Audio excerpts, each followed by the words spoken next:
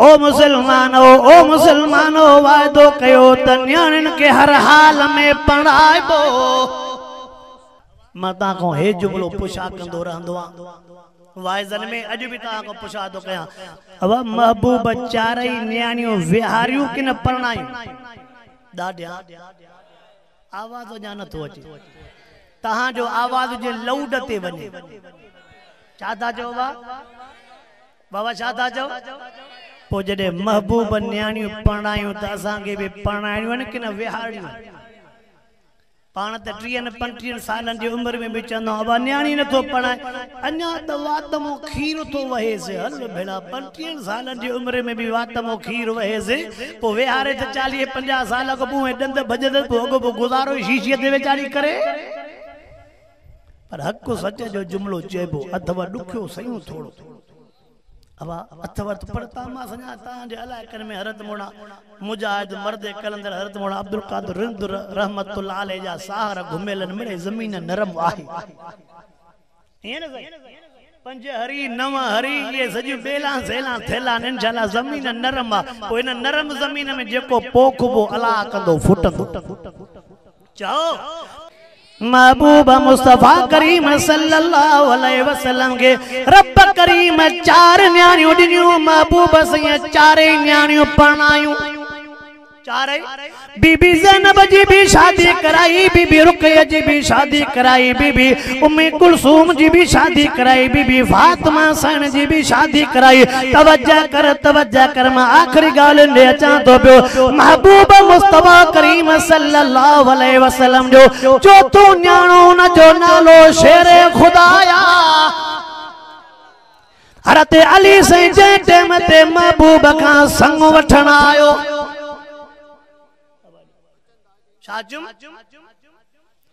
हुजूर अनवर अलैहिस्सलातु वस्सलाम का जे टेम ते शेरे खुदा से संग वठण आयो।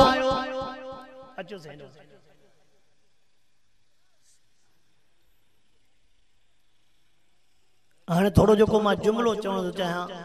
मुर्शिद अली सही जडे महबूब सही का संग वठण आयो महबूब इो शर्त न कयोस त अवल पी मां को जुदा घर ठाहे त पो न्याणी जाए। मुझो सवाल समझो अलाए समझो था ना मां मौजूद हालात ले असां तो गालाया महबूब सही इो शर्त न कयोस त पी मां को जुदा थी त पो न्याणी जाए न त न। महबूब यो शर्त भी न कयोस त घर पक्को हो जाए का टाइल मार्बल वगैरह एसी वगैरह हो जाए त पो जाए। महबूब यो शर्त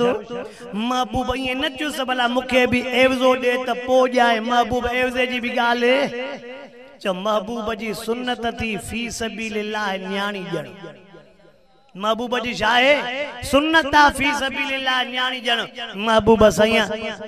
हज़रत अली रज़ी अल्लाह ताला नो बीबी फातिमा सैन जो संग घुरियो मिठड़े महबूब सैया संग दिनो।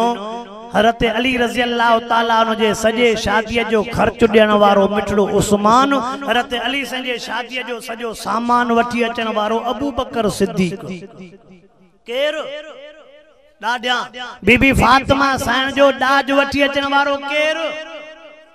अबू बकर सिद्दीक मर्दो हो कि न माई हुई। दादिया माना त चेबो त अगे दाज न्याणिन जो मर्द वठण वींदा हा अला छा चेबो त अगे दाज न्याणिन जो केर वठण वींदा हा। हाणे पाण भी वञो पन्ने में पर टेम पाण के ना है नी छा कयो बिजी घणा न पाण के कम इलाई पाण जो पन्ने वठो बच्चन जो दाज वठण पो पाण होटल ते पंजे बदरा केर वींदो भा अगते न तो हला मां समझ में तुझो मोह फिरे तो पियो आवा सही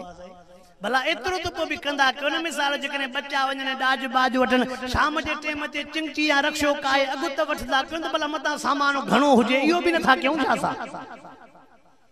तो इंशाअल्लाह हकीकी मर्द थींदास।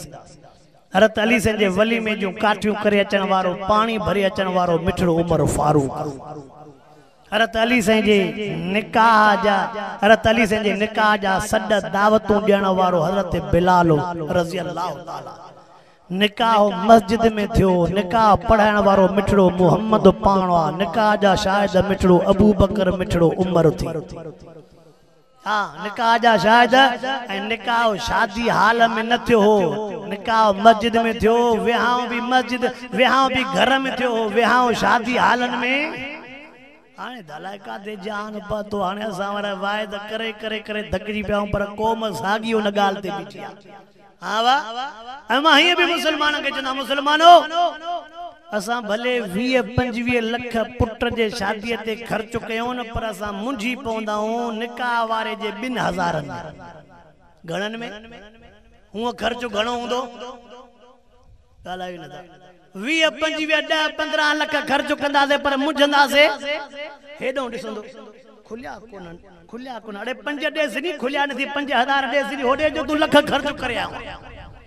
इते 500 पंजे से निकाह पढ़ो था अच्छा वहां देवे न को सही है मुझा सोना बुधो बुधो बुधो मुसलमानो ए मां हे भी दुख मो जुमलो हर वाइज में चोंदो रहंदो आ असा ता जी हर शे बर्दाश्त करे विंदा से अध रात जो 2:30 बजे तवा उठी उथारेंदो मोड़ साहब के जैसे निकाह पढ़ो हली निंद्र में उथंदो कबट खोलिंदो निकाह फार्म कढंदो मदरसे दी विंदो पेटी खोलिंदो निकाह फार्म कढंदो 2:30 बजे जेको अखियूं माटींदो अची निकाह पढ़ाइंदो पो भी छा चंदो से सुबह नमाज खो पो कठाऊं आ जो 3 बजे यो वांदो वापस अखियूं माटींदो विंदो चंदो रब सजी रात घोट हिंदोरन में हुजे नदा गाला 3 बजे जे के धर के यो चंदो रब सजी रात घोट हिंदोरन मुजो चंदो रब जी मुखे दर पदर कयो यो घोट भी सजी रात सो बदो आलो के भी बचंदा कयो हरत अली रजी अल्लाह ताला नो के बीबी फातिमा साण मो शबार जावा 3 पुट 3 न्याणियों हरत हसन से हरत हुसैन से हरत मोहसिन से हरत हुसैन सोने हसन को 10.5 महीना नंढवा 7 सालन जी उम्र जो हो तो महबूब से दुनिया छडे व्या 47 सालन जी उम्र जो हो